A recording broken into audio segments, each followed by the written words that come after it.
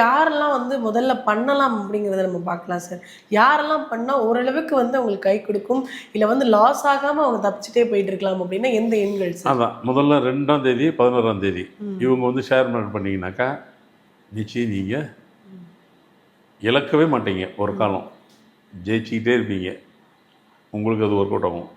நல்லா கவனிங்க. 2-11 தான் சொன்னேன், 20-29 சொல்லலை. அதுதான் அங்கே இருக்கிறது.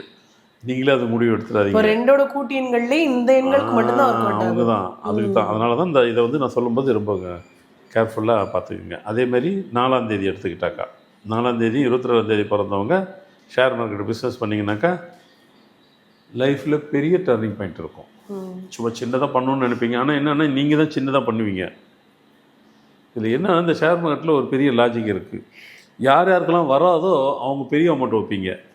யார் யாருக்கெல்லாம் ஒர்க் அவுட் ஆகுமோ அவங்க வந்துட்டு ட்ரையல் அப்படிங்கிற பேரில் சின்ன சின்ன அமௌண்ட்டாக வச்சுப்பீங்க. இவங்களால பெரிய அமௌண்ட்டே வைக்கலாம். 4-22 நீங்கள் பெரிய அமௌண்ட்டு ஷேர் மார்க்கெட்டில் இன்வெஸ்ட் பண்ணால் கூட அது வேறு லெவலில் தூக்கிடும் உங்களுக்கு வந்து.